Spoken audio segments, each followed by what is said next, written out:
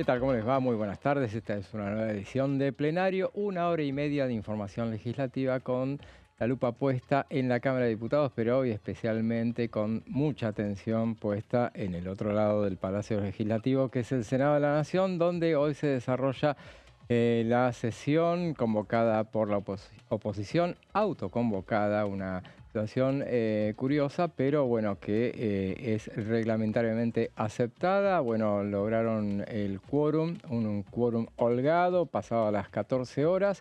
Y ahora en el Senado se encuentran debatiendo en estos momentos cuestiones reglamentarias que durante el transcurso de esta edición les vamos a ir comentando cuáles eran las discusiones que se planteaban a priori en torno a los temas a discutir, cuáles eran los temas cuestionados. Son 7 los temas a tratar en la Cámara Alta. 6 de ellos son rechazados por el oficialismo, por eso era toda la atención, toda la polémica que se daba en torno a esta sesión, que bueno, la vamos a ir comentando todo lo que vayamos conociendo sobre el tema, pero bueno, obviamente mucho ha pasado esta semana en la Cámara de Senadores, a la Cámara de Diputados, a pesar de, el feriado que tuvimos ayer, el Día de la Independencia, pero bueno, hubo una jornada muy intensa el martes pasado con las comisiones que, bueno, respondiendo a los emplazamientos dispuestos en la última sesión de la Cámara de Diputados, bueno, avanzaron con el tema del presupuesto universitario y la emergencia pediátrica. Bueno, hay un montón de temas para hablar a lo largo de esta edición, pero primero vamos a los títulos de la jornada.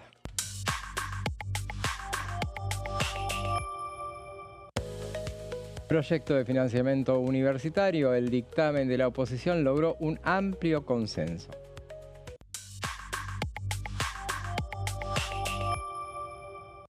Y bueno, el otro de los temas que se trató, emergencia pediátrica, con 4 dictámenes avanza en diputados el proyecto de los bloques opositores.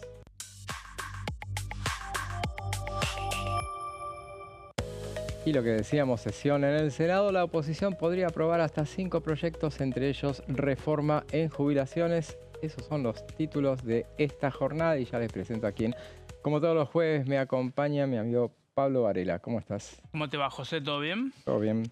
Bueno, me alegro. Sí, efectivamente, una semana caliente, perdón, pese al feriado, ¿no? Que partió la semana por la mitad, que es obviamente el miércoles 9 de julio, porque hubo definiciones políticas, porque se esperaba un acto con una vigilia en Tucumán el martes por la noche. Ese acto fue desactivado por cuestiones climatológicas. Al mismo tiempo, quienes seguimos la política sabemos que prácticamente no iba a haber figuras importantes, digo, me refiero a gobernadores y demás. Un contraste respecto del 9 de julio del año pasado. Ahí se cuelan las especulaciones. Se canceló efectivamente porque había una nube muy densa sobre Buenos Aires, una neblina muy densa sobre Buenos Aires que no permitía al presidente viajar, o en realidad le vino bien la excusa por la falta de volumen político que iba a tener ese acto. Villarruel, que sí termina yendo a Tucumán, claro. el propio miércoles, es decir, ayer. Y una sesión, y un presidente, perdón, que da una serie de definiciones ayer en una entrevista que da a la mañana, donde directamente arremete contra los gobernadores, le dice que quieren romper al gobierno. Todo eso en la antesala de una sesión que empezó a desarrollarse ahora en el Senado, donde se van a tratar una serie de iniciativas que obviamente ponen en riesgo lo que es el equilibrio fiscal para el gobierno. Claro. En el medio de todo eso, obviamente, no hay una oposición unificada, sino que los gobernadores aliados quieren una cosa, los senadores kirchneristas otras y demás. Una discusión reglamentaria, pero todo eso sucede en una semana que se preveía que iba a haber tal vez Milei en Tucumán, Claro. y acto con, o mejor dicho, banda musical en el hípico de Palermo, no mucho más. Y bueno, terminó pasando todo esto que estamos contando. Así es, y el presidente decía que iba a ir al hípico, bueno, finalmente no fue. Sí, estuvo en un reportaje, bueno, en el que hacías alusión, estuvo en la radio del Observador, justamente exponiendo, bueno, y dejó consideraciones muy importantes. Sí, por ejemplo, a propósito de lo que decías de vicepresidenta de la Nación, que estuvo en Tucumán, que bueno, ella cuando le preguntaron por la niebla, si le había afectado, bueno, dijo no, vine más tarde. Claro. Entonces, y a propósito de cuando al presidente de la Nación le hablaron, justamente le mencionaba a Victoria Villarroel, ella dijo, bueno, veremos a ver cómo se comportaba hoy en el Senado, en esta sesión, en los pingos se ven en la cancha. Dijo, así que veremos así. Por lo Ujú. pronto, bueno, la sesión avanzó. En cuanto a una autoconvocatoria, bueno, en el arranque estuvo la vicepresidenta, una de las vicepresidentas, la senadora Zapag, que abrió la sesión e inmediatamente, tal cual lo había prometido, la senadora, la presidenta del Senado, se sentó justamente en su sitial y después del himno tomó la batuta, digamos, Claro. de esta sesión. Pero vamos a invitar a participar entonces a nuestra compañera Daniela Romero, que está en el Senado, si mal no recuerdo. Daniela, ¿cómo estás? Ahí está, sí, está ¿Cómo en va, el Senado. José? Me preguntaba si ibas a reconocer en dónde estaba.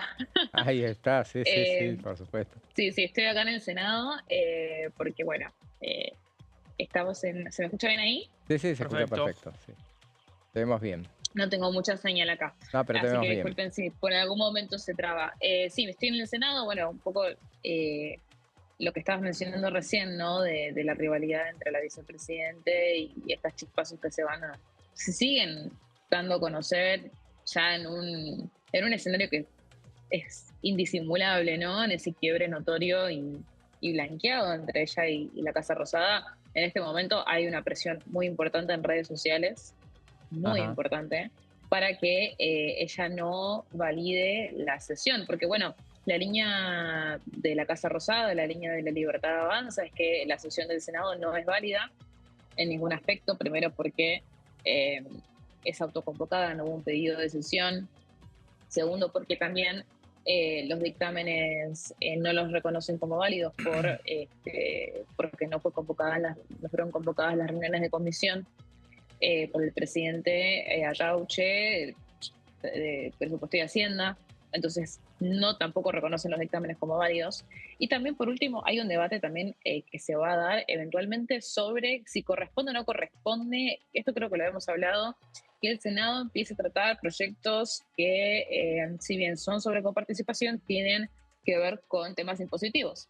claro. Entonces, hay una, una cantidad de reglamentos que se están tirando por la cabeza. De hecho, bueno, entre que el oficialismo plantea que no se tiene que validar, Villarroel de alguna forma lo está validando al estar justamente presidiendo la sesión. En las redes sociales en este momento hay un ataque muy importante, una presión muy importante hacia la vicepresidente para que ella anule la sesión, básicamente, ¿no? Ujú. Lo cual es muy difícil que suceda, ¿no? En el marco de que ellos en el Senado habían determinado sesiones ordinarias los miércoles y los jueves a partir de las 14. Entonces, difícilmente ella pueda revertir eso, más cuando ella ya está validándolo una vez que ella está sentada ahí, ¿no? Por ahora no emitió palabra igual. Claro, sí, sí, sí, sí. Claro, a mí me parece que, bueno, si estamos en el horno, si son las redes las que establecen los reglamentos. Ya Totalmente. nos cuesta a nosotros interpretar los reglamentos de que tiene cada una de las cámaras como para esperar que, bueno, que sean las Bien. leyes, las redes sociales las que dispongan qué es lo que tienen que hacer las autoridades de las cámaras.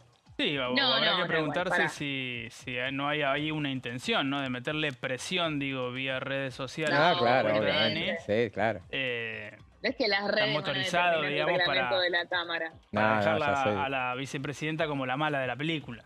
Sí, por No, supuesto. aparte de las Se te redes entendió es una perfecto, Dani. influencia.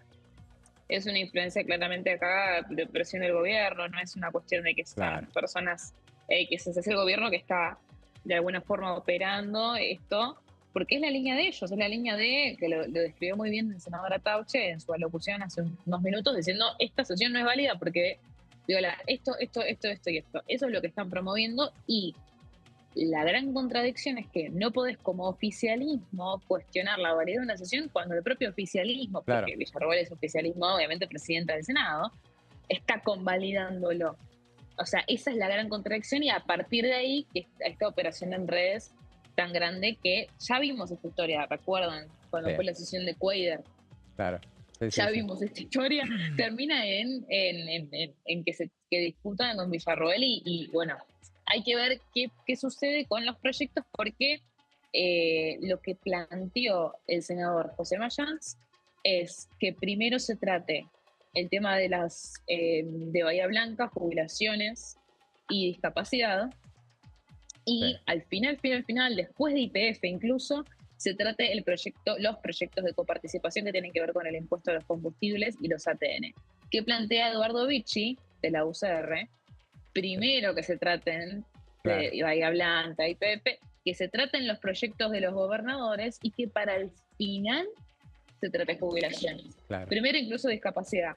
Y ahí esa pelea que mencionaba Pablo más temprano sobre qué temas tratar, porque hay una idea o hubo un intento de hacer un desdoblamiento de la sesión. Es decir, que se trate solamente coparticipación y por otro lado la oposición más dura, donde por la Patria dice no. Si tratan solamente coparticipación y no nos aprueban jubilaciones, que son encima los que tienen dictamen, nosotros no les vamos a dar el número para los 2/3 y tratar sobre tablas Claro. con participación. Entonces hay ahí una puja sobre qué tratar primero y bueno, y en el medio de esa puja el oficialismo plantea que la sesión no es válida. Yo les digo que esto para mí va a tener para rato porque claramente no hay una coordinación ni siquiera para poder ordenar la sesión, ni Claro. hablar de los votos. Es verdad, es verdad. Ahora te hago una consulta porque me lo preguntaban recién y no supe qué responder. ¿Es ordinaria o especial esta sesión, si sabes? Ordinaria. Ordinaria. Bien, bien. Porque de hecho, entiendo que para hacer una sesión especial, o sea, no hubo pedido para nada, en realidad. Claro, La excusa, entiendo yo, la justificación, mejor dicho, es que a principios, cuando votaron, entiendo, las autoridades del Senado, el Pleno determinó que los miércoles y los jueves a las 14 iban a haber sesiones ordinarias y que es en ese marco que se sientan a dar quórum claro, de forma válida, ¿no? Eh, pero no transcurrió ningún tipo de pedido. claro, claro. Pero bueno, veremos a ver cómo se desarrolla y qué es lo que va avanzando en esta sesión, que bueno, atrajo toda la atención y veremos, bueno, va a ser esta es la parte más engorrosa, que es la parte reglamentaria, que es lo que me parece que en todo caso, bueno, va a definir el destino de esta sesión. Me parece que, bueno, hacerse se está haciendo, pero la cuestión es si se puede avanzar con los proyectos por esas prevenciones que bien hacías las referencias. Pero no fue lo único importante de esta semana, también tenemos el detalle de cómo fue el cierre de las listas de las listas no, todavía eso De las tenemos que esperar, alianzas. de las alianzas en la provincia de Buenos Aires, ¿no, Dani? ¿Tenés unas placas para hablarnos del tema? Sí, porque bueno, ayer fue el tema el del día, ¿no? Ujú, Eh, que yo creo que va a ser, bueno, eso va a ser el tema claramente de acá a septiembre y después eso se va a terminar enfocando más que nada a nivel nacional, pero bueno, lo que tiene de particular la elección en la provincia de Buenos Aires es que de alguna forma es una elección que está nacionalizada, que es una elección a la que le dan especial importancia. Entonces, bueno, de alguna forma se termina amplificando y el interés y la expectativa que hay a nivel nacional por lo que va a pasar en la provincia de Buenos Aires, por supuesto que se palpó y de ahí a que ayer hagan un anuncio en el Hotel Libertador, que es el hotel, el lugar emblema de los libertarios, ¿no? Para oficializar este famoso frente que iban a armar con el PRO y otros partidos, que se terminó llamando Alianza La Libertad Avanza. claro, De hecho, bueno, en algún punto hubo una defensa del PRO en este sentido de decir cuándo fuimos nosotros como PRO solos, si no éramos, o sea, si no íbamos como juntos por el cambio, siempre de alguna forma terminaban haciendo algún tipo de coalición. Entonces dicen que no se lo toman a mal que no haya quedado el PRO o el amarillo y sí, en algún lado.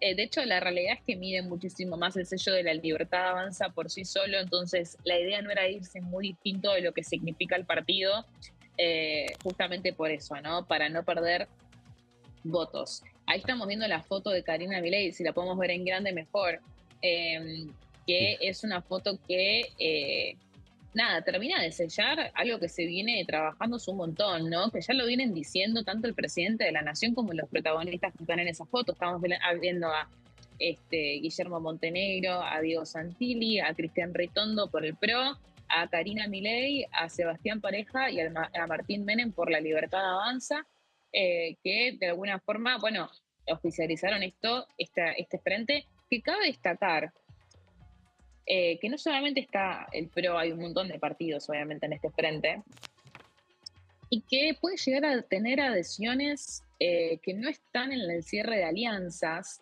pero cuando sean las candidaturas puedan sorprender. Por ejemplo.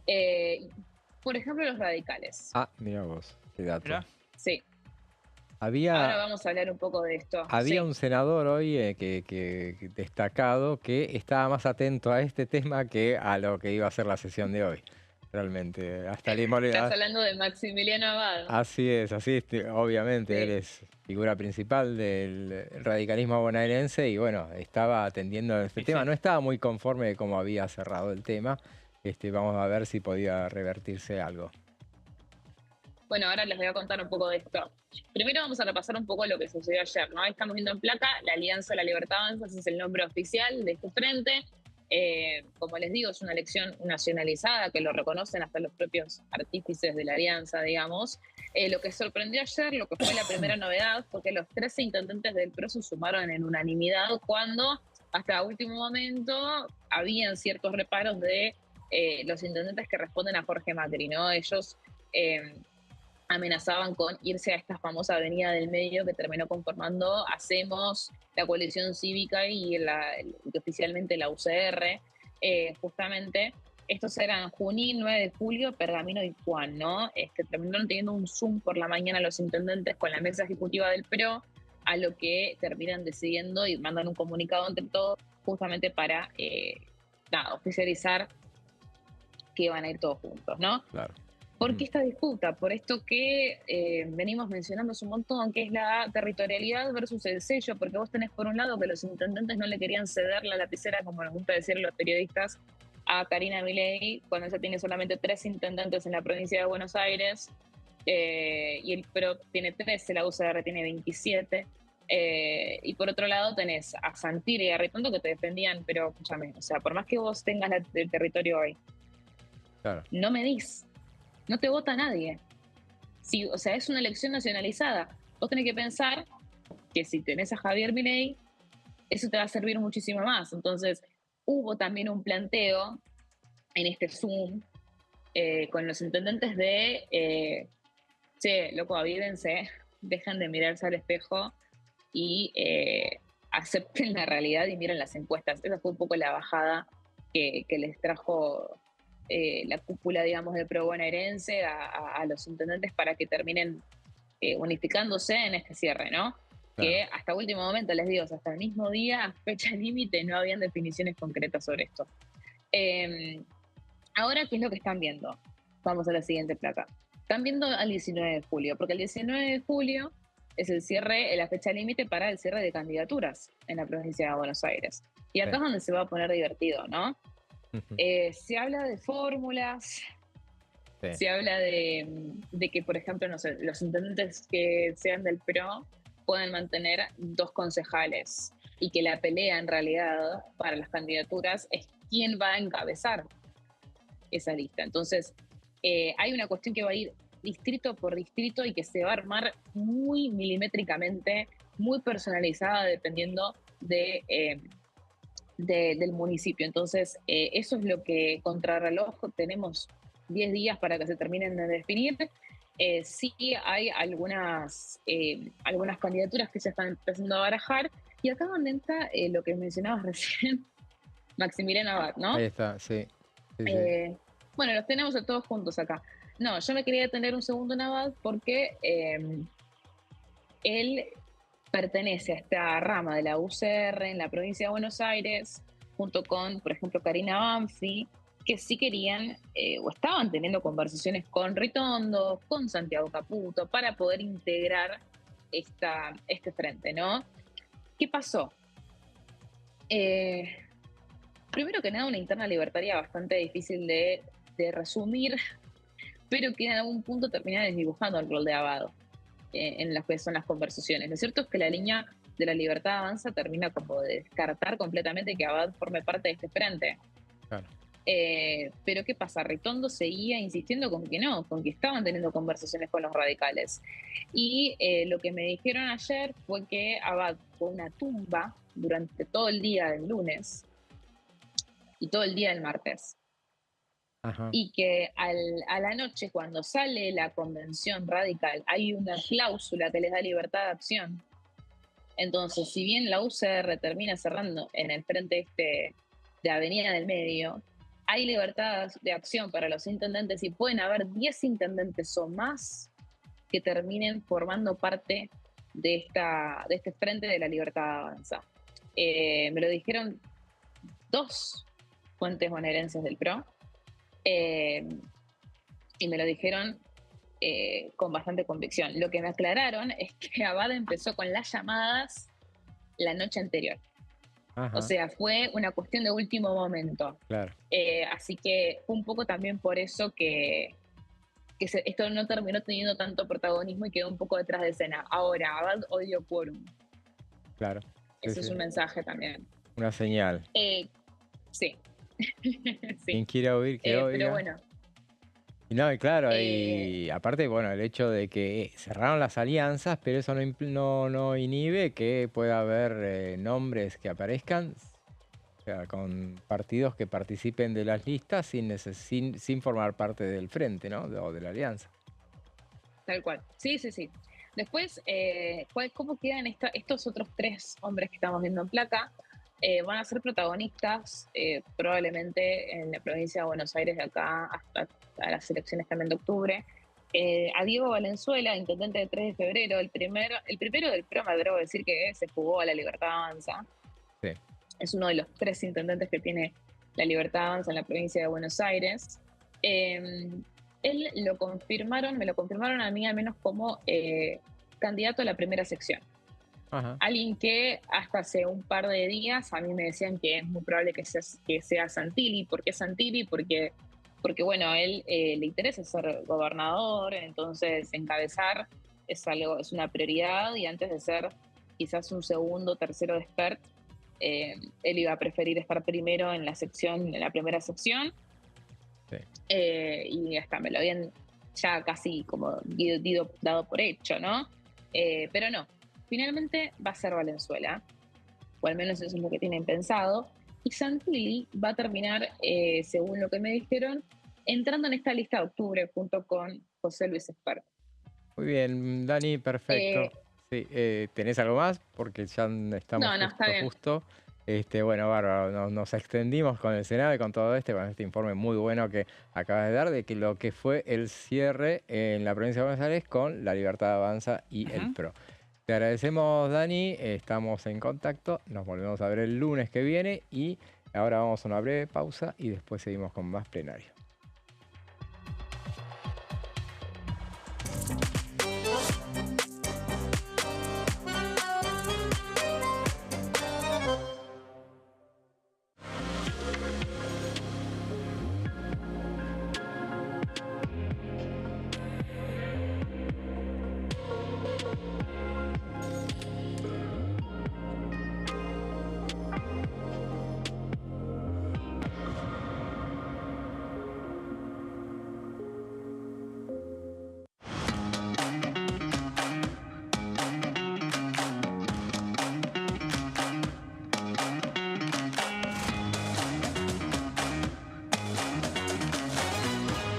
Pasos Perdidos, de lunes a viernes, 16:30 horas.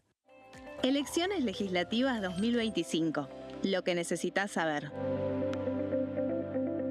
El 26 de octubre, cada provincia elegirá a sus representantes en la Cámara de Diputados de la Nación. ¿Sabés qué bloques renuevan bancas? Este año se renuevan 127 bancas, la mitad de los diputados. Unión por la Patria renueva 46 bancas. El bloque de La Libertad Avanza renueva 8 bancas. El bloque del PRO renueva 21 bancas. La Unión Cívica Radical renueva 11 bancas. Encuentro Federal renueva 7 bancas. Democracia para Siempre renueva 9 bancas. El bloque del Frente de Izquierda renueva 4 bancas.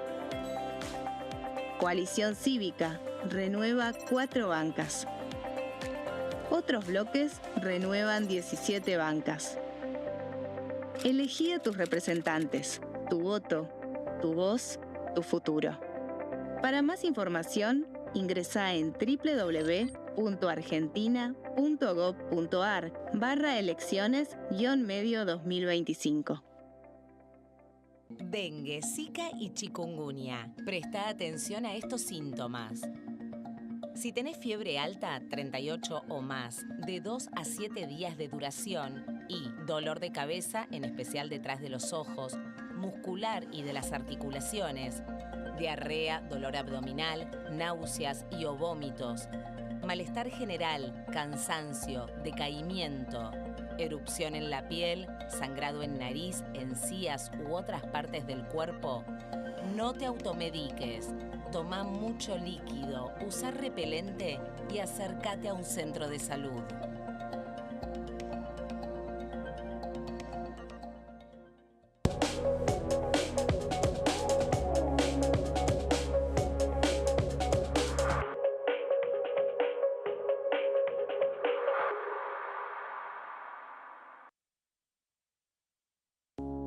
Las sesiones son el espacio donde los diputados debaten proyectos de ley para su aprobación, modificación o desaprobación.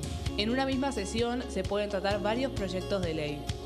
Desde el 1 de marzo, cuando el presidente las inaugura, se desarrolla el periodo de sesiones ordinarias. Entre el 1 de diciembre y el 28 de febrero se extiende el periodo de sesiones extraordinarias que solo pueden ser realizadas a pedido del presidente de la Nación. En el recinto, el bloque oficialista se dispone a la derecha del presidente de la Cámara, el bloque opositor mayoritario a la izquierda y en el centro los bloques con menos cantidad de integrantes. En el tratamiento, en general, los diputados tienen 7 minutos y los jefes de bloque entre 20 y 12 minutos conforme al número de legisladores que representen. La sesión es dirigida por el presidente de la Cámara de Diputados, que administra el uso de la palabra y las distintas instancias del funcionamiento. A la izquierda del presidente está el secretario administrativo, a la derecha el secretario parlamentario y debajo de él están los taquígrafos, que registran cada uno de los testimonios.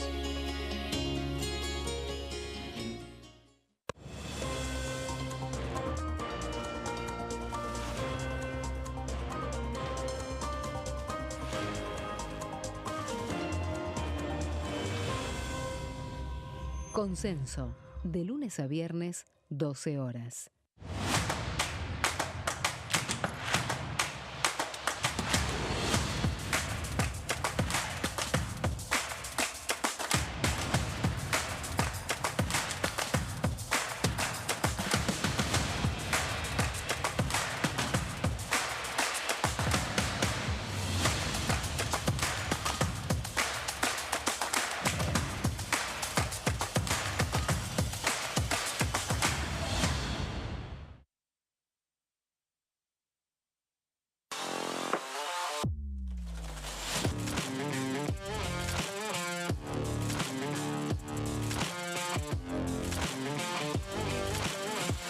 Orden del día, de lunes a viernes, 11 horas.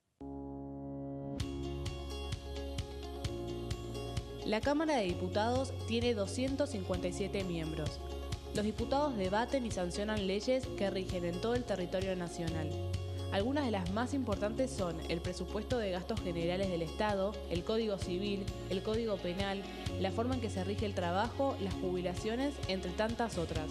Además, controla y hace un seguimiento de las políticas del Poder Ejecutivo a través de la visita de diferentes funcionarios o el pedido de informes, así como la posibilidad de realizar juicios políticos a los funcionarios. La duración de los mandatos de los diputados es de 4 años y pueden ser reelegidos indefinidamente.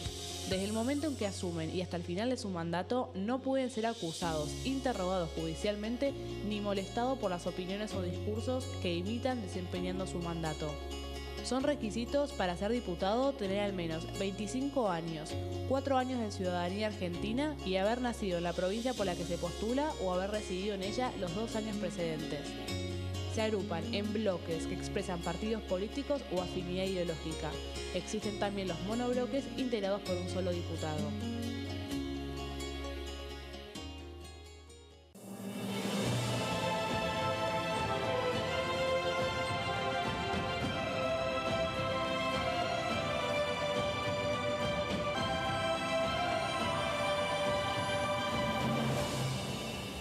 La bancada, de lunes a viernes, 13 horas.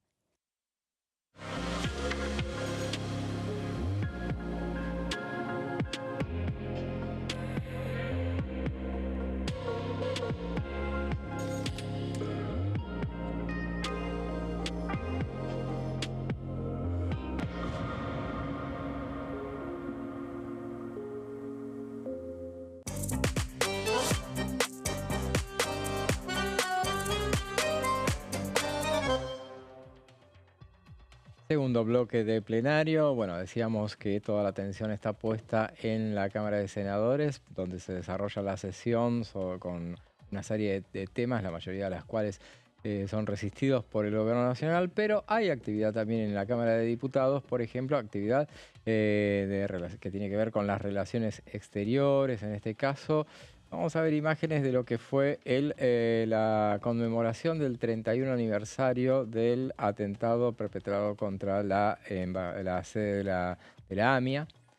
Y ahí tomaron parte justamente el grupo parlamentario de amistad de la Cámara de Diputados con el Estado de Israel. Ahí vemos imágenes donde vemos a la presidenta de este grupo parlamentario de amistad, que es la diputada Sabrina Ahmechet.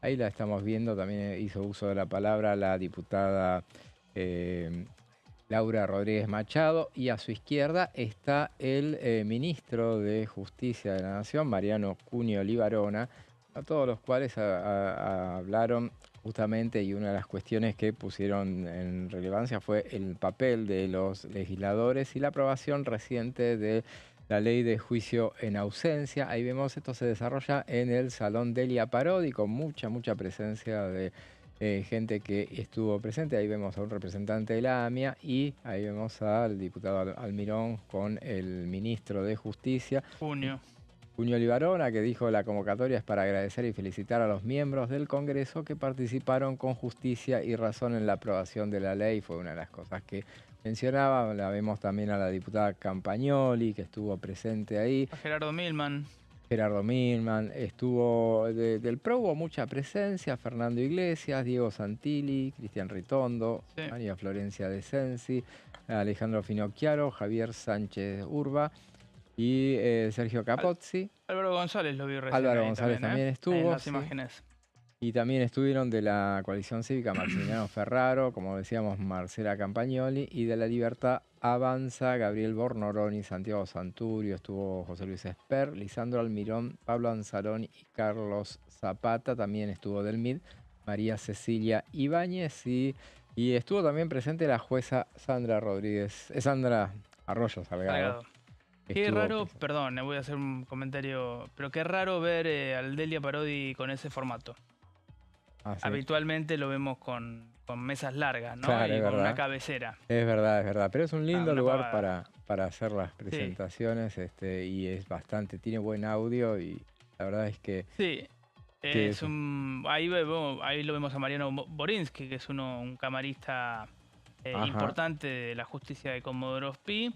Y como decías vos, José, el dato, entiendo yo, muy importante es la reciente aprobación del juicio en ausencia, ¿no? Claro, que obviamente sí. Laura Rodríguez Machado es la titular de legislación penal, tuvo ahí un rol importante, estaba Cunio, y recordemos que Rafecas hace poquito tomó la decisión, Daniel Rafecas, juez federal, tomó la decisión de avanzar, digamos, en la posibilidad de poder juzgar a personas fuera del país. Así es, sí, en efecto. Bueno, ahora justamente para hablar de uno de los que participó de ese encuentro, nos vamos a la provincia de Río Negro.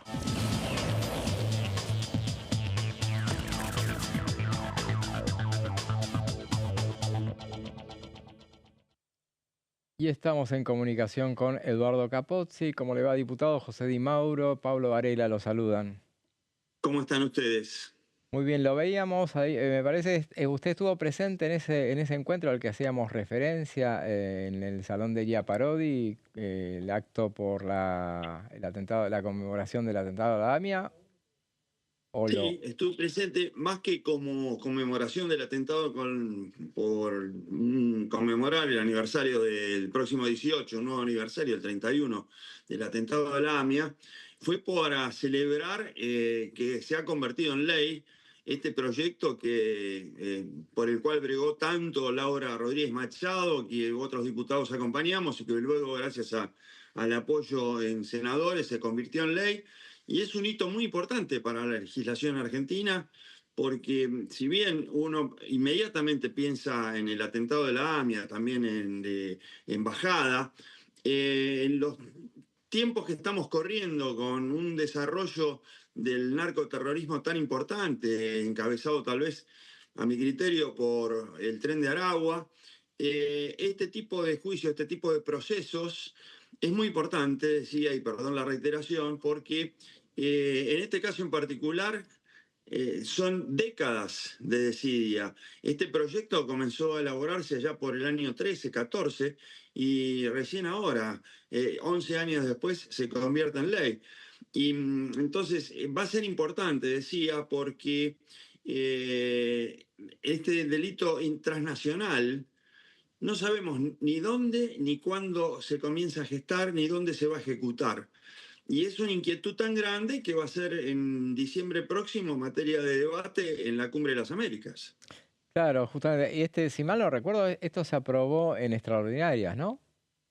Esto se aprobó en extraordinarias, claro. Exactamente, y es un eslabón más de toda una reforma judicial, procesal judicial. Esto también es importante señalarlo.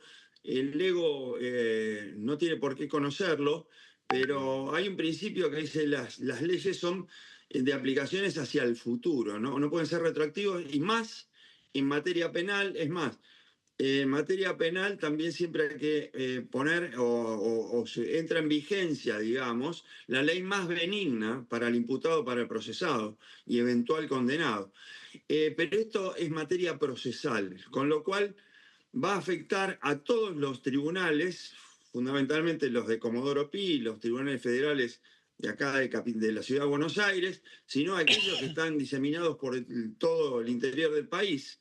Y al ser procesal, sí se puede aplicar retroactivamente. Esta es una gran diferencia. Entonces nos va a permitir juzgar a mucha gente que se ha visto involucrada, sobre todo en temas de narcotráfico y terrorismo, que, como digo, tenemos que estar muy atentos porque, bueno, ya hemos escuchado de los propios dirigentes del gobierno iraní que en algún momento van a tomar algún tipo de represalia, no solo contra el titular de la agencia nuclear de las Naciones Unidas, que es un coterráneo, un compatriota, sino contra nosotros. Tenemos que estar prevenidos y con las alertas rojas. Justamente mi compañero Pablo Varela hacía referencia recién a lo aprobado, a la noticia de que, bueno, el juez Rafecas se abocaba al tema avanzar justamente con aprovechar esta ley que ya está vigente, entonces para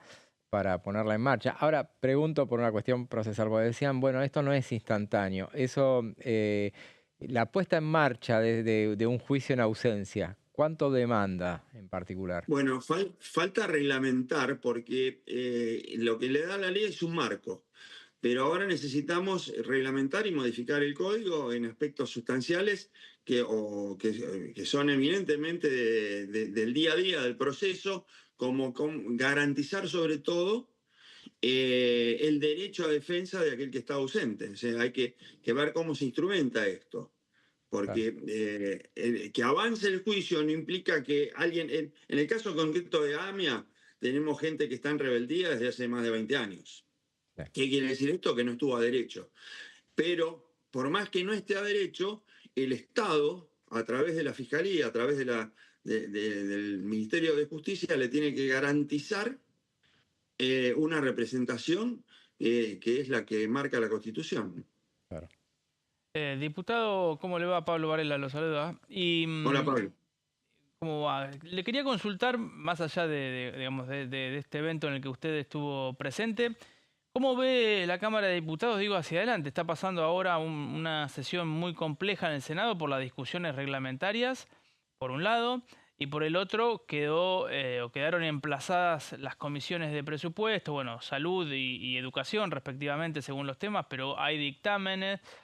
¿Cómo ve ese clima? Digo, además ayer se cerraron las alianzas en la provincia de Buenos Aires. Usted es de Río Negro, pero eso sabe que siempre se cuela, digo, lo electoral. ¿Qué nos depara lo que queda de julio y agosto? Bueno, la verdad que es una pregunta que tendría que ser un adivino el que la responde, porque Está muy bien. estamos, Hagamos un ejercicio, a ver si más o menos nos sale. empecemos por el final. El tema concreto de Río Negro, nosotros tenemos plazo una semana más para presentar las listas de lo que hace al PRO. Pero esto no invalida que con posterioridad, al haberse eliminado las PASO, Sí. nos da una flexibilidad a un par de meses más para presentar las alianzas. El PRO en sí es un partido aliancista, si no Mauricio Macri no hubiese sido en su momento presidente de la República. Lo hemos hecho con Cambiemos, lo hemos hecho con Juntos por Río Negro, Cambia Río Negro, por Cambiemos. Bueno, así que yo no tengo dudas que este va a ser el resultado. Como decía, en una semana tenemos que presentar ante el juzgado electoral, con competencia electoral, nuestra lista partidaria y después esa lista partidaria someterla a la aprobación de la Asamblea, lo mismo que una eventual alianza. ¿Con quién? Bueno, en su momento el presidente a nivel nacional, que es Mauricio Macri, nos dejó en libertad de acción a cada uno de los distritos para que negociemos, él dijo, lo mejor posible. Ya vimos que la semana pasada Cristian Ritondo, que tiene a su cargo el partido en la provincia de Buenos Aires, llegó a buen puerto y ya han conformado o han decidido cómo va a ser esa alianza. Algo similar va a ocurrir en Río Negro, eso es lo que intuyo, y es lo que espero, porque nosotros tenemos que tener en cuenta que el 54% del electorado votó en la segunda vuelta a Javier Milei, pero una parte sustancial de esos electores vinieron del PRO. Usted menciona su provincia, Río Negro, y justamente el gobernador de esa provincia, Alberto Bretilnec, ha tenido una buena relación con el gobierno de Javier Milei hasta ahora, pero bueno, en los últimos tiempos ha tenido expresiones bastante duras con respecto al tema de la obra pública. Inclusive esta semana creo que hubo un pronunciamiento puntual respecto de, bueno, la falta de obras. Vine reclamándole. ¿Usted qué piensa de esos reclamos, de esas posturas? Bueno, yo al gobernador lo conozco desde que se lanzó a la política y más profundamente, digamos, en la última década, cuando por una circunstancia tan triste como fue el asesinato de Carlos Soria, él se convirtió en gobernador, tuvo 2 mandatos, después fue senador y ahora nuevamente vuelve a ser gobernador, y siempre tuvo la misma postura. Él es oficialista los primeros 2 años, año y medio, y luego se convierte en opositor. Le pasó con Mauricio Macri, recuerdo perfectamente que en el año 17 lo acompañó a Macri a China en una gira muy importante para nuestro país, y cuando el gobierno chino hizo saber su intención de construir 2 plantas nucleares en la Argentina, él fue el primero en levantar la mano. Pero al llegar a Viedma se enteró que no tenía la licencia social, como suele decirse, entre comillas, y entonces decidió retirarse de ese ofrecimiento a que fuera Sierra Grande el destino de una de esas 2 plantas nucleares. Y esto lo está haciendo de la misma manera. Cuando el año pasado, mediados de año, logramos la sanción de la ley de bases, esa misma noche él envió un giro a la legislatura provincial pidiendo una ley de RIGI en los mismos términos que la nacional. Yo eso la verdad que lo celebré Máximo porque en ese momento estaba circulando la versión de que YPF junto a Petronas iban a construir un puerto, otra vez en el mismo lugar, en Sierra Grande, además de dos conductos, un oleoducto y un gasoducto. Entonces, pero ahora aparentemente ya esa decisión de cercanía con el gobierno ha virado, se vienen las elecciones y para él estas tienen una trascendencia muy importante porque actualmente hay un senador que silba, una senadora, y que pertenece a su grupo político, que es Juntos Somos Río Negro. Entonces, en este momento, Beretilnec toma distancia del gobierno nacional porque está en campaña. Bien, necesita. ¿Qué pasó con, digo, tratando de redondear el razonamiento? Necesita revalidar en el Senado y tener con qué negociar. Exactamente, y también vence el mandato de su diputado nacional, que es Agustín Domingo. Entonces, él corre el riesgo de quedarse sin su único senador y sin su único diputado, ¿no?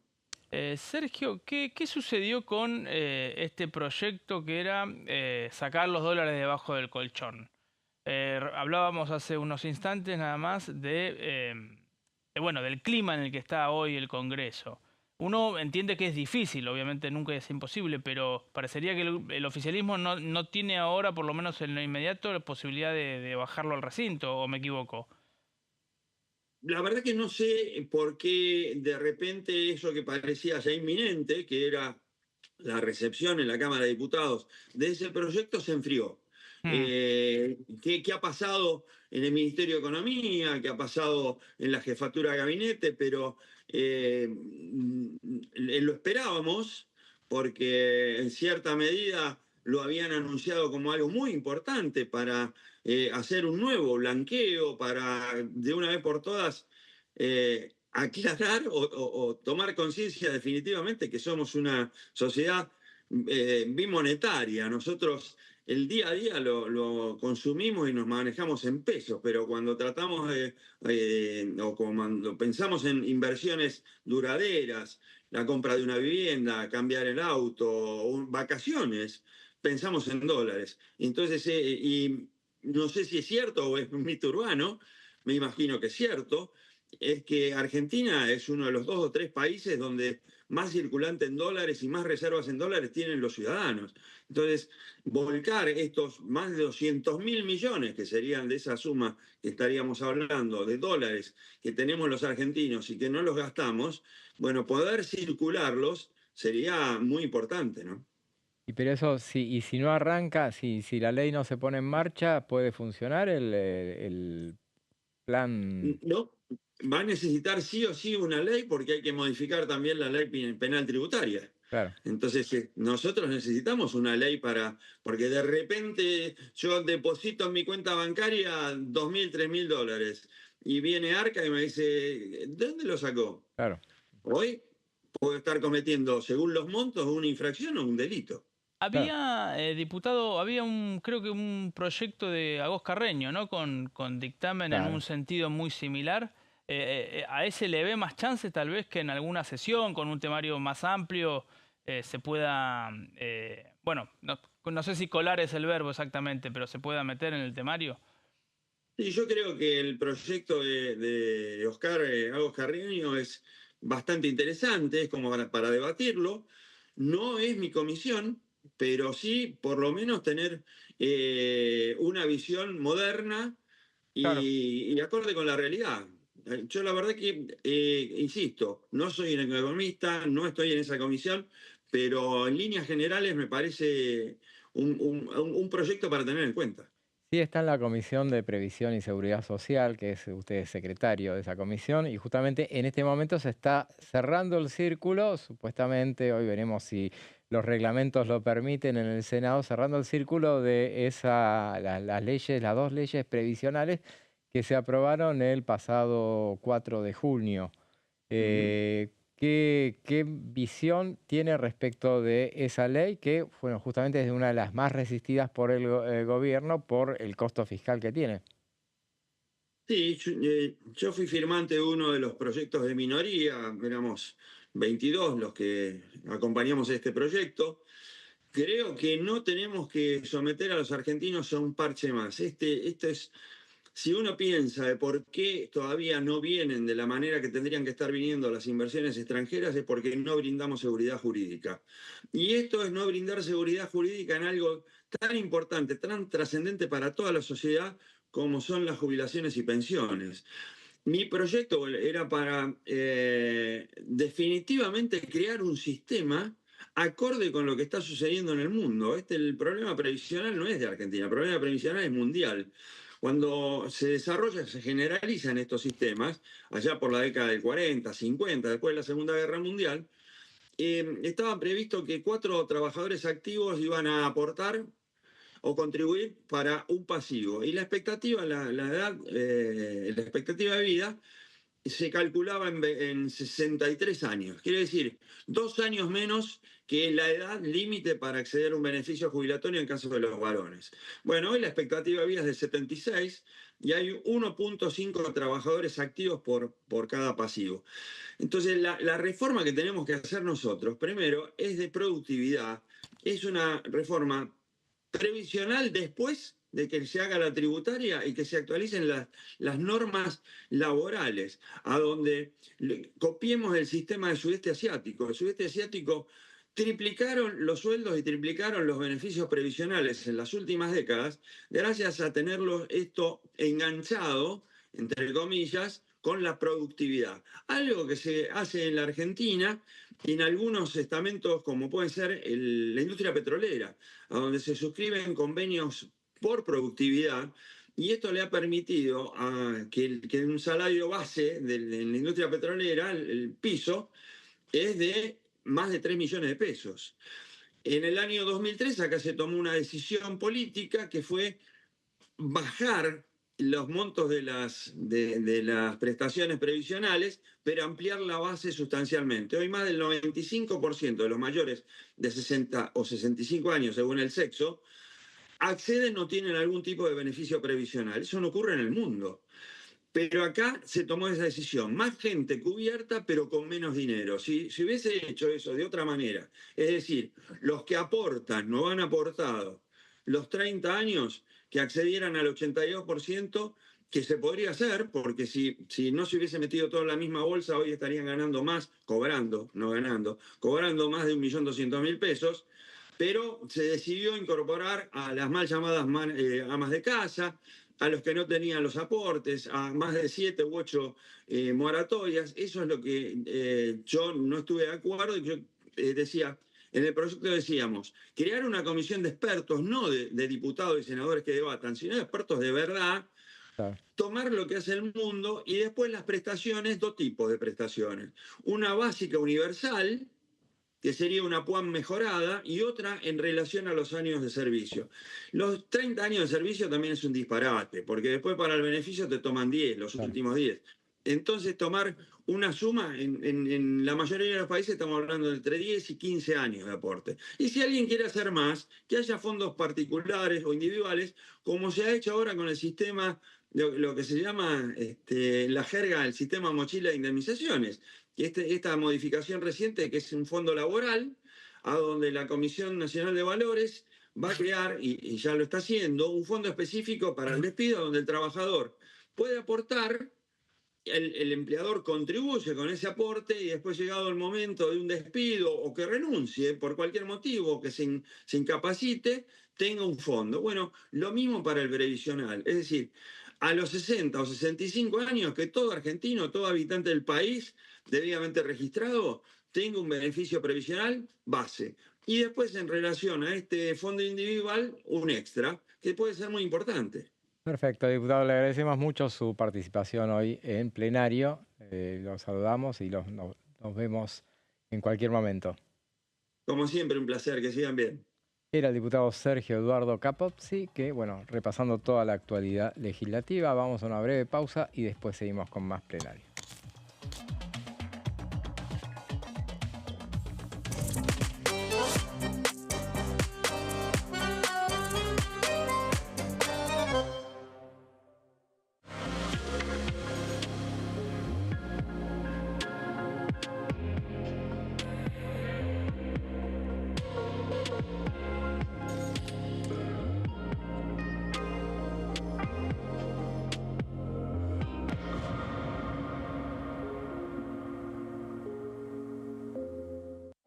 Elecciones legislativas 2025.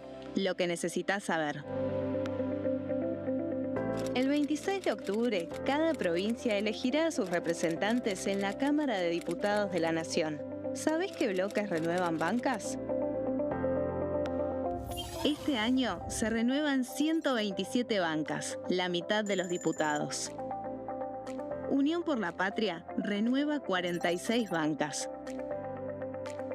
El Bloque de la Libertad Avanza renueva 8 bancas. El Bloque del PRO renueva 21 bancas. La Unión Cívica Radical renueva 11 bancas. Encuentro Federal renueva 7 bancas. Democracia para Siempre renueva 9 bancas. El Bloque del Frente de Izquierda renueva 4 bancas. Coalición Cívica renueva 4 bancas. Otros bloques renuevan 17 bancas. Elegí a tus representantes, tu voto, tu voz, tu futuro. Para más información, ingresá en www.argentina.gov.ar/elecciones-medio 2025.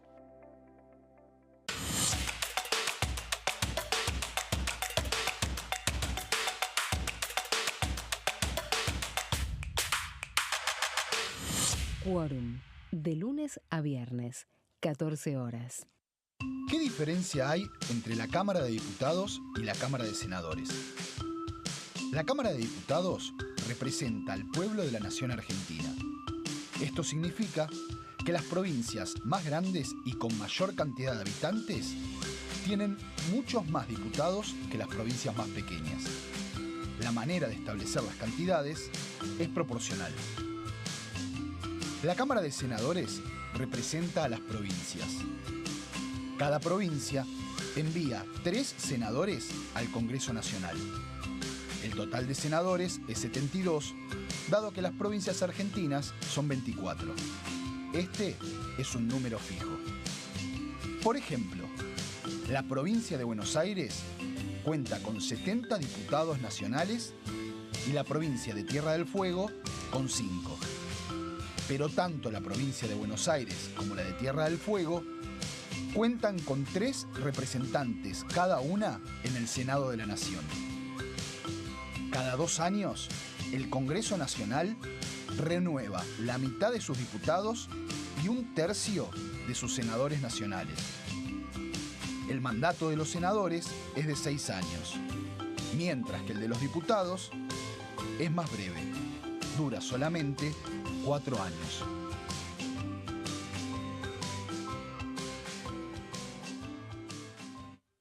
Dengue, Zika y chikungunya. ¿Cómo protegerte de la picadura de mosquitos? Para prevenir el dengue, Zika y chikungunya, evita que el mosquito te pique. Usar repelente siguiendo las indicaciones del envase. Cubrí brazos y piernas con ropa clara. En casa, pon espirales o tabletas. Usa tules o mosquiteros sobre camas o cunas. Coloca mosquiteros en puertas y ventanas.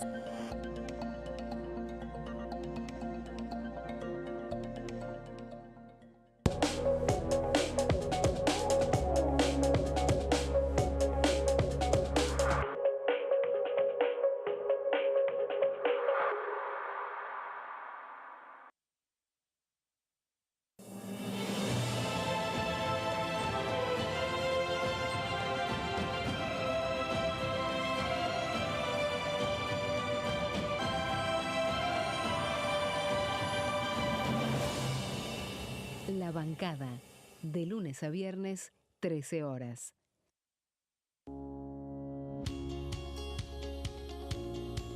La Cámara de Diputados tiene 257 miembros. Los diputados debaten y sancionan leyes que rigen en todo el territorio nacional.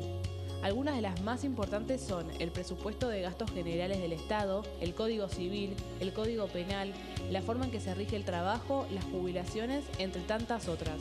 Además, controla y hace un seguimiento de las políticas del Poder Ejecutivo a través de la visita de diferentes funcionarios o el pedido de informes, así como la posibilidad de realizar juicios políticos a los funcionarios. La duración de los mandatos de los diputados es de 4 años y pueden ser reelegidos indefinidamente. Desde el momento en que asumen y hasta el final de su mandato, no pueden ser acusados, interrogados judicialmente, ni molestados por las opiniones o discursos que imitan desempeñando su mandato. Son requisitos para ser diputado tener al menos 25 años, 4 años de ciudadanía argentina y haber nacido en la provincia por la que se postula o haber residido en ella los 2 años precedentes. Se agrupan en bloques que expresan partidos políticos o afinidad ideológica. Existen también los monobloques integrados por un solo diputado.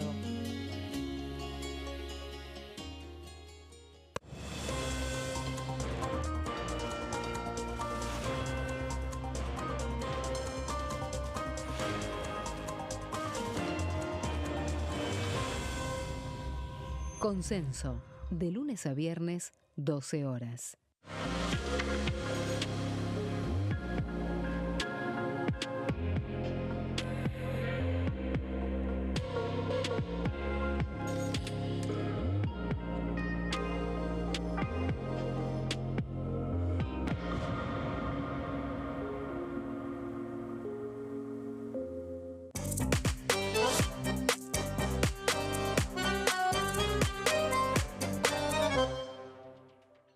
Tercer bloque de plenario y ahora estamos con uno de los protagonistas legislativos de las últimas semanas, quien es el diputado socialista Esteban Paulón, a quien le agradecemos su presencia acá con nosotros.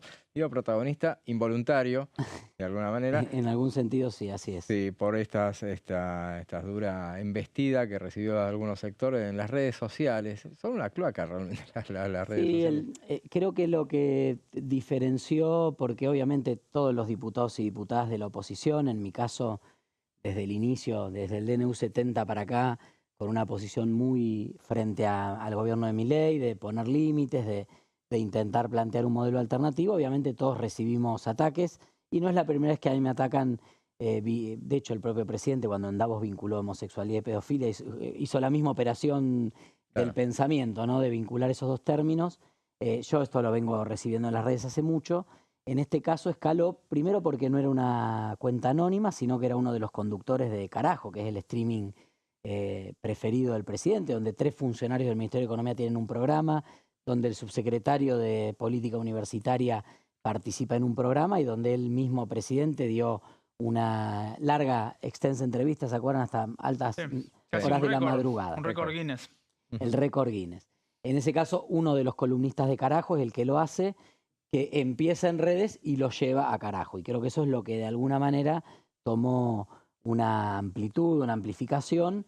Y bueno, obviamente fueron días bastante movidos porque también hay una acción coordinada. Desde su ataque en redes sociales ya habían soltado la tropilla digital a atacar más intensamente que otras veces. Yo algunos bloqueo, otros no leo, no le doy mucho sentido, pero bueno, de golpe apareció esto de reaccionarme, mi cuestión de privilegio en vivo, que se usa mucho en los streamings, y eso hizo que saltara a la otra prensa, ¿no? A los otros medios, ya no a las redes.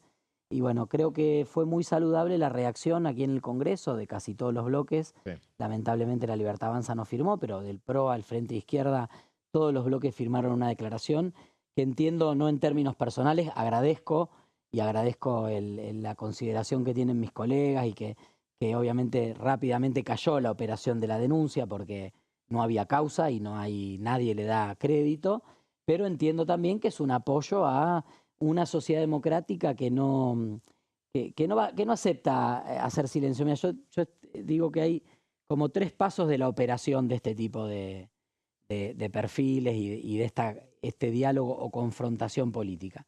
Primero detectan un driver, un vector para atacar a un sector, ¿no? Después inoculan el odio. Entonces, si son los periodistas, mentir, ensobrado, pautero, Si sos artista, Lali Depósito, María BCRA, etcétera. Si sos político, serás Cuca, empobrecedor. En mi caso, empecé siendo empobrecedor, izquierda, por socialista. Después, cuando detectaron que era gay, les resulta más cómodo intelectualmente. En general hay mucha pereza intelectual ahí, decir, va, gay, pedófilo, listo, vamos con eso. Después inoculan el odio en las redes, ¿no? Eso genera miedo, porque uno de golpe, yo tengo sobrinos, tengo familia, tengo gente querida, amigos que dicen, che, mirá, te están diciendo esto, y buscan generar silencio, ¿no? Es lo mismo, la misma operación que con la prensa independiente, etcétera. Entonces, de alguna manera, tenemos que poder desmontar eso y obviamente no hacer silencio. A nosotros nos toca, en mi caso, obviamente como diputado, tengo ciertos privilegios más que mucha otra gente que recibe ataques y no los tiene, pero sí creo que en la acción colectiva que se generó en la Cámara, en la posibilidad de dar un debate en los medios de comunicación masivamente esta última semana, también está la posibilidad de no regalar el espacio del debate democrático, ¿no? Porque si no, esa cloaca se traslada a la vida cotidiana y hacemos de la vida real cloaca. A mí no me preocupa la cloaca de las redes, me preocupa mucho que esa cloaca luego huela mal en la vida cotidiana de las personas, ¿no? Y por eso yo creo que más allá de, a veces es un costo personal, porque no me voy a victimizar, ni soy el héroe, ni salga nadie, pero digo, también es cierto que uno a la familia le impacta, a los amigos le impacta, a uno mismo le impacta, yo mismo. En algún momento me cayeron todas las fichas ese viernes a la tarde y nada, me estaba volviendo acá, cruzando por la Plaza del Congreso, volviendo a casa y nada, me largué a llorar porque es una tensión de todo el día. De golpe decís, la media hora que tuve de que no me llamó una radio, ¿no? Mientras me iba de la cámara a un canal y no sé qué, te caen todas las fichas y pará y... ¿Por qué? ¿Qué justifica esto? Entonces, entiendo también que esto ayuda a que mucha gente que no tiene esas herramientas no tenga que volver a pasar por un estigma que durante muchísimo tiempo se utilizó para desacreditarnos, para perseguirnos, para amedrentarnos. Bueno, nada, y obviamente a más nivel de responsabilidad y visibilidad tenemos más responsabilidad en alzar la voz por estos temas, ¿no? Esteban, ¿cómo está la oposición? Digo, porque uno ve que se articulan una serie de temas con, obviamente, Unión por la Patria es el bloque más grande, pero después se empiezan a conformar mayorías muy heterogéneas y mucho más con un gobierno que es como refractario al tratar de establecer puentes de diálogos y que por momentos parece que quiere seducir y por momentos parece que detona todo. A ver, nosotros venimos de un Congreso que inició con un bloque oficialista en minoría, pero que logró construir una mayoría para aprobar, por ejemplo, la ley base y el paquete fiscal, o el decreto del Fondo del Endeudamiento con el Fondo Monetario, o resistir los vetos el año pasado a las leyes de jubilaciones y universidades. De todos modos, como bien vos decías, es un gobierno que tiene mucha dificultad para construir políticamente, es un gobierno que es muy mal pagador de sus compromisos, y entonces vos podés fallarle a un gobernador una vez, otra vez, cuando durante un año y medio no cumpliste nada, empieza a haber un problema. Entonces, hay un problema del gobierno con los gobernadores, que de hecho se está expresando en una sesión en el Senado donde se va a tratar la coparticipación del impuesto a las transferencias de combustibles, ¿no? Entonces, de combustibles líquidos. Ahí hay un frente abierto con los gobernadores, que algo de gobernabilidad todavía le dan, porque hay también una intención de algunos gobernadores que parecieran reclamar la de ellos, ¿no? La mía está, pero para la discapacidad no, para las jubilaciones no. Me parece bastante mezquina esa actitud. Por eso habilitan una parte del debate y no otro en el Senado, y está esa discusión reglamentaria hoy, en este momento. Pero ahí hay un frente abierto de ruptura de la confianza. Y yo me he reunido con varios gobernadores en las últimas semanas, estuve recorriendo algunas provincias y aquí mismo en Buenos Aires, y todos te dicen, no me cumplieron en nada. Me habilitaron un endeudamiento, me dieron la firma para algo, pero concreto, ni la rotonda de la tal localidad. Después también están los diputados y diputadas sin tierra que apoyaron al gobierno, que su expectativa no era de recursos para la gobernabilidad, sino de lugares en las listas, ¿no? Y varios de esos hoy están votando en contra del gobierno, porque ven que se acerca el cierre de listas, ven que el gobierno hace una operación donde la alianza La Libertad Avanza, en Provincia de Buenos Aires, la única identidad del PRO está en alianza, búsquenla. O sea, no está en el back de prensa, no está en los comunicados, no está en el nombre. O sea, en realidad no es una alianza, sino que es un sometimiento y una metabolización total del PRO dentro de La Libertad Avanza. Entonces, todos ven ven el futuro, ¿no? Dice, es como tirar las cartas. Dicen, cuando me toque a mí en mi provincia, va a pasar lo mismo. Entonces empiezan a votar en contra. Eso configura una realidad de una oposición un poquito más amalgamada para la agenda reactiva, que es, Claro. de las 100 barbaridades que hace este gobierno, 2, 3, 4 le frenamos. Lo que no hay, y me parece que es lógico que no haya, y eso se construye con más tiempo, es una oposición articulada en función de una agenda propositiva, una agenda de futuro. Eso hoy no está. Hoy hay una mayoría que se consigue para denunciar Libra, para frenar un DNU, para defender los institutos de la ciencia, la técnica y la educación y la cultura, o para universidades, Garrahan, jubilaciones. Mencionaste Libra, hay datos nuevos sobre Libra. Bueno, un escándalo todo. Y quiero decir que sé que a veces en el detalle... Y hay una comisión, ¿no? Digo, por si hay una comisión que tendría que llamarse Comisión AFA, 38 a 38, ¿no? Claro. Porque el 14-14 lo tiene ese empate raro del 14-14, la mitosis de los bloques que de golpe se subdividieron y generaron interbloques que generaron más representación en la comisión, es bastante particular. Yo digo, Libra, y va a haber mucha más información, transferencias, pagos, cajas, dinero, etc.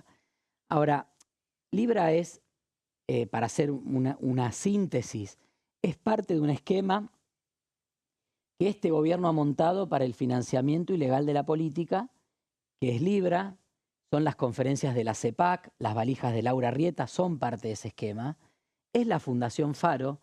Si vos me decís, ¿qué tiene que ver Laura Arrieta y las valijas con Libra? La Fundación Faro. La Fundación Faro es el think tank, el centro de pensamiento del gobierno para la batalla cultural, que es un fronting para la recaudación de plata ilegal. Empresarios que pagaron $25.000 el cubierto de una cena en el Yacht Club de Neus, un empresario amigo del gobierno, que le dieron alrededor de $25 millones a esa fundación por los cubiertos que se vendieron para poder financiar la batalla cultural. Ahí no hay, había empresarios de todos los colores. Esa es la que se declara, ¿no? Digo, para la batalla cultural. La Fundación Faro también, que es la fundación de Agustín Laje. Correcto. El que estaba en una foto con Novelli, viendo los Chicago Bulls en un partido de básquet que se perdió de las redes sociales.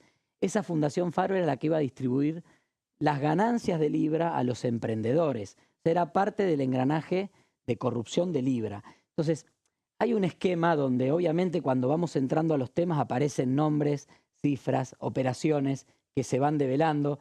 Yo les recomiendo hoy ver un libro, un hilo que subió Oscar Agos Carreño, compañero del bloque que está en la comisión, que detalla un montón de cuestiones clarísimas. Ahora, fuera de todo ese ruido de números, operaciones, lo que hay que tener claro es que Libra, CEPAC, que es la conferencia conservadora... Escaturice, ¿no? También hay secuela. Exactamente, Escaturice, Laura Arrieta, que es empleada de Escaturice, los aviones, Flybondi, Royal Class, es todo un esquema que responde a un mismo objetivo, que son los mecanismos modernos que ha encontrado parte de la política para financiarse ilegalmente, para sostener un proyecto que después entrega negocios, porque Escaturice también es proveedor de la CIDE. O sea, no es que es una persona que anda por la vida sin... Acá todos se quejan del Estado, pero el Estado siempre sirve cuando se trata de adjudicar un negocio, ¿no? Entonces, sé que es difícil, sé que a veces cuesta despejar un poco la maleza, pero creo que en el fondo lo que tenemos que ver es una operatoria. Y ahí claramente vamos a llegar a Karina Milei, que recauda ilegalmente para las reuniones del gobierno, pero cuando tiene que regularizar va a la Fundación Faro. Vamos a encontrar a Santiago Caputo, vamos a encontrar a Escaturice, vamos a encontrar a los servicios, vamos a encontrar a Javier Milei y a su entorno más cercano. Esteban, esta semana tuvieron mucha actividad, el martes por lo menos, en el tema de, vos estás en la Comisión de Acción Social y Salud Pública, avanzó la emergencia pediátrica, que ahora, bueno, ya está el dictamen. ¿Cuándo va al recinto? Bueno, creo habíamos muchos y muchas ayer, hubo plenario de 3 comisiones, así que éramos como 80 diputadas y diputados. Había una idea de tratar de sesionar la semana que viene, ¿no? Sabemos que es complejo porque hay vacaciones, inician en algunas provincias esta semana, iniciaron en una provincia, en otras provincias inician la semana que viene, en las otras empiezan la otra semana. El escalonamiento de las vacaciones, más allá de que no coincide con el receso en la Cámara, que es a partir del 21 de julio, sí complica vuelos, complica presencias. Estamos haciendo números finos. Queremos ir a una sesión donde haya quórum, porque la verdad que a partir de algunas modificaciones que se hicieron al proyecto original del dictamen, que surge de una propuesta del diputado Shedrin y de Mónica Fein, la diputada de nuestro bloque, y que yo también firmé, donde sintetizamos 2 iniciativas para declarar la emergencia del sector pediátrico, restituir los fondos del Garrahan y establecer al Garrahan como centro pediátrico de referencia nacional, que hoy está por decreto, hacerlo por ley para también que haya más herramientas a la hora de reclamar los recursos que corresponden. Vamos a intentar llegar a la semana que viene, porque después el receso puede complicar un poquito más. Pero si no es la semana que viene, será la primera semana de agosto. Esto se va a aprobar. Nosotros logramos finalmente que el dictamen de mayoría reúna firmas de todos los bloques, menos el PRO y la Libertad Avanza, Innovación Federal, Unión Cívica Radical, Coalición Cívica, Encuentro Federal, obviamente Democracia para Siempre y UP, firmamos el dictamen de mayoría. En esa primera sesión, ¿qué llevarían? Garrahan y universidades. ¿Hay algún otro tema que esté pendiente? O... Mira, obviamente que tenemos pendiente, a ver, hay 2 o 3 temas pendientes, habrá que ver si ir a una sesión más corta para garantizar un resultado o si ampliamos y a veces eso dispersa y las sesiones terminan como el otro día. Tenemos 2 proyectos de ley con dictamen, uno juicio por jurado y otro el del régimen de los decretos de necesidad y urgencia.